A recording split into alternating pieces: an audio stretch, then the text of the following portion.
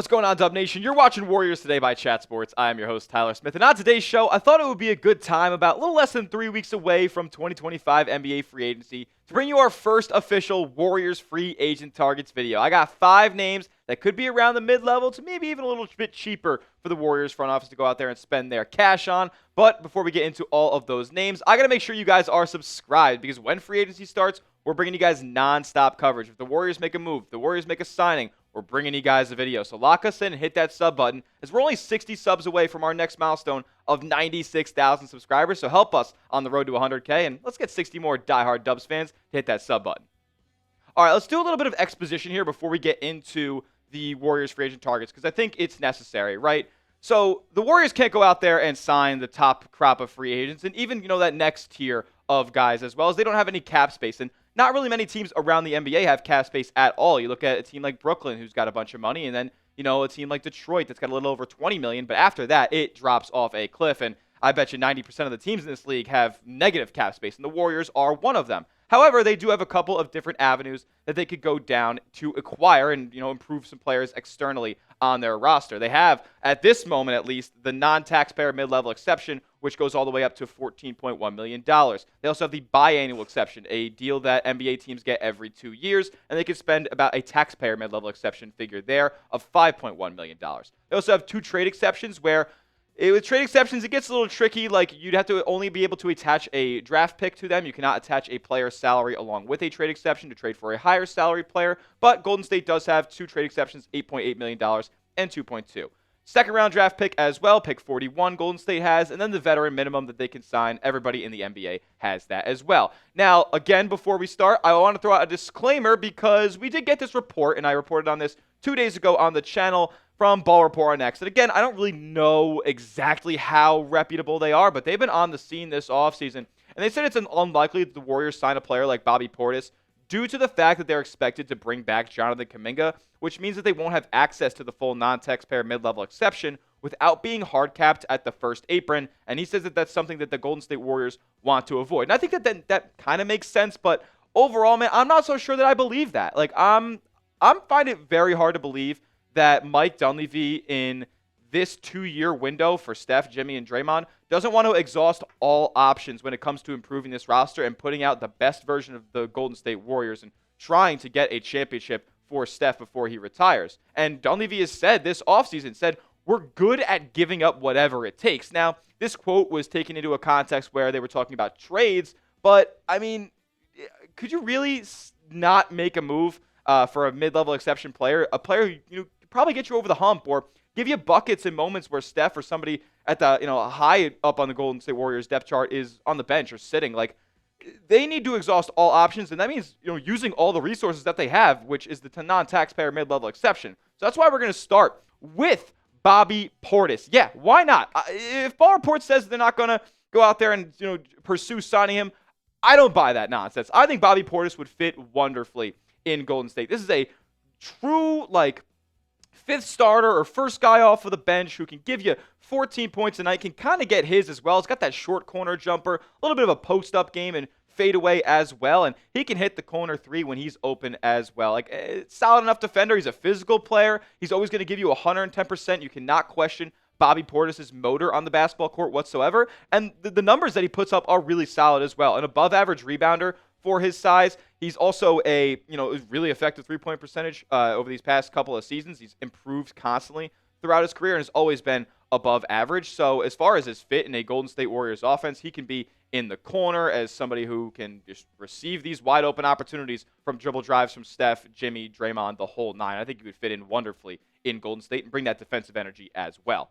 Let's move on to Nquille Walker, who is a name that I actually originally mentioned in our Warriors Perfect offseason video as my number 1 mid-level exception free agent target. And a reason being is because we watched him kind of tear up the Golden State Warriors in that second-round playoff series. He was playing a ton of minutes for the Minnesota Timberwolves this postseason, and for good reason. He was hitting his outside jumpers. He's got the ability to put the ball on the deck a little bit too, and even initiate some offense as a primary ball handler, even though his best work is on the wing a little bit. I like NAW, man. He seems kind of like the prized possession of the mid-level exception tier of free agents this offseason. And I think a lot of contenders are really going to be looking for his services as a player who can shoot plus 30%, 38% from three-point range, who can give you 10 points every single night, but it's also somebody who I think is kind of ready for an elevated role in an offense. Like somebody who's kind of ready to go out there and be a starter on a contending team in this league rather than come off the bench like he did in Minnesota this past season, because they had a Jaden McDaniels, they had an Anthony Edwards above him in the pecking order. If he ends up coming to Golden State, like there's a chance that he could end up starting over a guy like Brandon Podziemski, or he could be that super sub first man off the bench. What do you guys think? I think either one of these players could fit that mold for the Golden State Warriors. If it's Bobby Portis who you'd rather sign, give me a BP down in the comment section. If it's Nquille Walker, the cousin of SGA, as we've all been drilled into our brains, give me an NAW down in the comment section. Who do you guys want to sign for the Warriors? Let's move on to our next name. Another familiar face for Warriors fans close to the postseason. That's Santi Aldama of the Memphis Grizzlies, who Golden State met in the NBA play-in this spring. And Aldama is a true 7-footer. And I know we heard from Tim Kawakami that the Warriors wouldn't be going after a stretch 5, but I don't even really necessarily see Santi Aldama as a true stretch 5. He kind of seems more like a stretch 4 to me, and really more of a perimeter player than somebody who's doing his dirty work down low. Like, you can see the numbers on screen. For a 6'11 guy, this is not a great rebounder, but it is somebody who's coming off of a rookie contract, and I think it's necessary to note that he is going to be a restricted free agent, and the Memphis Grizzlies can match any contract offer sheet that he ends up signing this summer. Now, is it all that realistic that Memphis brings him back for the full mid-level exception? Actually, no, they really can't afford to do that because of the money that's coming up on their books in the near future. So it looks like he's going to find a new home, and at 24 years old, he's still got a lot of upside as a really, really good floor spacer and potential shot blocker down low on the low block. I like Aldama a lot. Let's move on to Caris Levert here, and somebody who, you could pick one of Nquille Walker or Caris Levert as different archetype players that you want at that like 2-guard position off of the bench for Golden State. So if you're looking for more of the true 3-and-D option, yeah, it's NAW. But a Caris Levert type player is that true ISO level scorer, and he's got a little bit more levels to his game offensively than an NAW does. Like Alexander Walker, yeah, he can finish at the rim and he can shoot that outside jumper, especially in the corner. But Levert can get it from anywhere, man. He's got the above the break 3. He's got the corner 3. He can put the ball on the deck and work in the mid-range as well. When he gets to his spot at that elbow or the float game as well, he's pretty lethal in between the three-point arc and the paint. So I like Levert a lot as somebody who can come into this Golden State rotation as that super sub off of the bench, and when Curry hits the sidelines, then you know what? You can feel confident in yourself that Caris Levert, a couple times throughout this season could go on a little bit of these microwave runs, 10 points in a row in a third quarter or something that helps, Golden State get across the finish line and extend their lead to a point where maybe Steph, Jimmy, and company don't have to play super long stretches in the fourth quarter. One more name to discuss on the Warriors free agent targets list, but first, make sure you are hooked up with this fresh deal over at Fanatics. How often do you see Steph Curry jerseys for 50% off? Yeah, not very frequently, so go get hooked up with this deal in the link in the comment section and description of today's video. Chatsports.com/Curry City. It's last year's City jersey, but I think it's fresh, man, and you're not going to find many Curry jerseys for 50% off, so go get hooked up. This link right here, chatsports.com/Curry City, clickable in the comment section and description of today's show. Let's move on to our final free agent target of the video today, and this is a name that probably won't go for the full mid-level exception. That's Larry Nance Jr.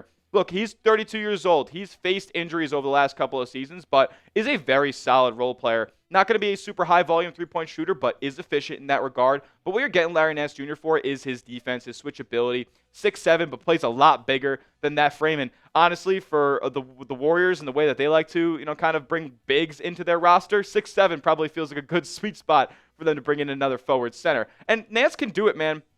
Yeah, he's only played less than 100 games over the last 2 seasons combined. But when he's out there on the floor, he's a really good defender. He is always going to, not really make bad decisions out there on the basketball court. Scores efficiently around the rim as a lob threat. I mean, just 3 years ago, he was shooting 60% from the floor. And then in each of the past 2 seasons, he's tried to expand his range a little bit more. And he's done that very, very efficiently. Shot it nearly at a 45% clip in 24-25, even though he was only limited to just 24 games. I think this is a great buy low option for Golden State, as it could potentially be in that biannual $5 million range, or even the veteran minimum. As I was talking to a couple people in the Chat Sports office that think Larry Nance could be a low option this offseason. And we know that it's more likely than not that Golden State goes after cheaper free agency options than, big expensive ones, and especially more than just one $14 million player. Larry Nance Jr., he could be a vet min guy. But name your guy in the comments section. Who is a player that the Warriors should sign this year in free agency? I'm trying to hear from Dub Nation on what player you guys think could really help this Warriors team take that leap and hopefully get over that Western Conference hump and make a finals run for Steph, Jimmy, and Draymond. All right, before we get out of here on today's show, there's a little bit of news that I saw come across my timeline. Shout out to my guy, Anthony Slater, who is a longtime Warriors beat reporter, has been working at The Athletic, and has just signed a deal to get hooked up with the guys over at ESPN and join their NBA coverage. So shout out to Slater, man. A lot of the videos that you see on this channel would not be possible without his reporting. So I owe a lot of the success that we've had here on Warriors Today to the scoops and the insight that Anthony Slater has provided. And I can't wait to see the new coverage that he brings around the Golden State Warriors. So just to make sure that he is still covering the Dubs over at ESPN. So can't wait to see all that content and bring that to you guys here at Warriors Today as well. Make sure you are subscribed to the channel, as that will do it for today's edition of Warriors Today by Chat Sports. If they make any signings, we're going to bring you the content right here on the channel. So lock us in, hit that sub button. See you guys on the next one. And as always, let's go Dubs.